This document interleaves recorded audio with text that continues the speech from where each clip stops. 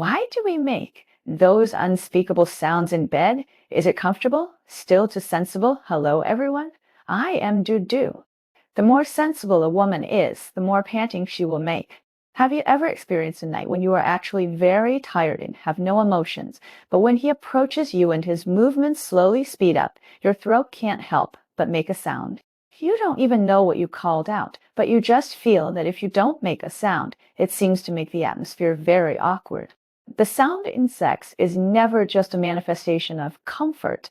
Sometimes it is a kind of flattery, a default cooperation, a desire for intimacy, or even a grievance of not daring to refuse. In this article today, let's talk about why those sounds that can't be said in the sun actually expose our truest emotion.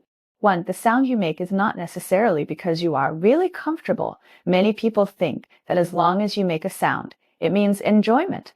But in fact, many times it is an automatic reaction of the body. Sexual stimulation prompts the brain to secrete endorphins, which is a neurotransmitter that brings excitement and pleasure, and also has a certain analgesic effect.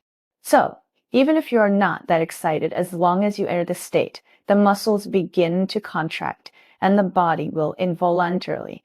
But this does not mean that you really feel satisfied, nor does it mean that you are really involved. It only means one thing: the body begins to cooperate, but the emotions, it may not keep up.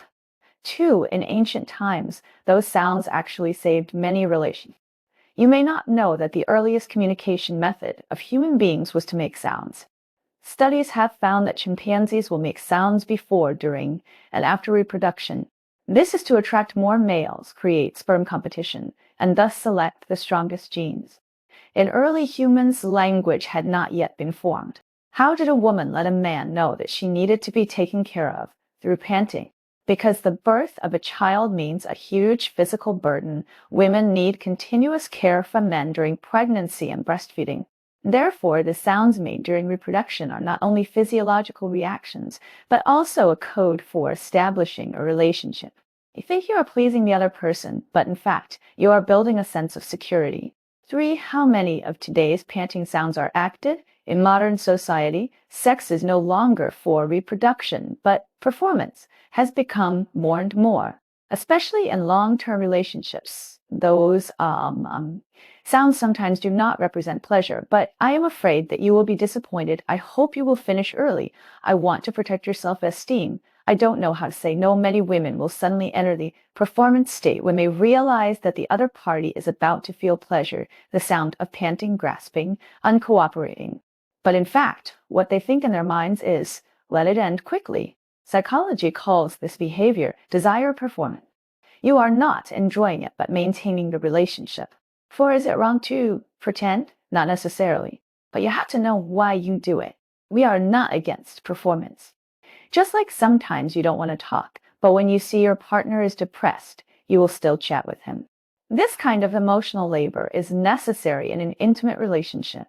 The sounds you make in bed are sometimes not just he is great, but you are willing to give him confidence. But the problem is, you are always acting, and he never listens seriously. When you give your true response again and again, but he only treats you as background sound effects, it's not fair. 5. Every sound you make hides the traces of your efforts in the relationship. Some sounds are the secret code of getting closer. Some sounds are the evidence of compromise. Some sounds are the grievances that you don't want to say, and some sounds are the repression that you don't want to make at all. The saddest thing is never I made a sound, but I responded sincerely, but you never listened seriously. 6. How to judge whether your voice is healthy or overdrawn.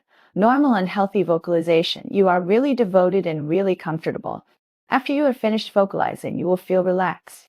The other person will respond to you, hug you, kiss you, and care about you. Even if you occasionally don't make any sound, he will not misunderstand you. Emotional overdraft vocalization out of flattery, pressure, and fear of disappointment. You will feel empty after you have finished vocalizing. The other person will take your response as a proof that he is very powerful. After a long time, you may even feel that you don't deserve to be loved. 7.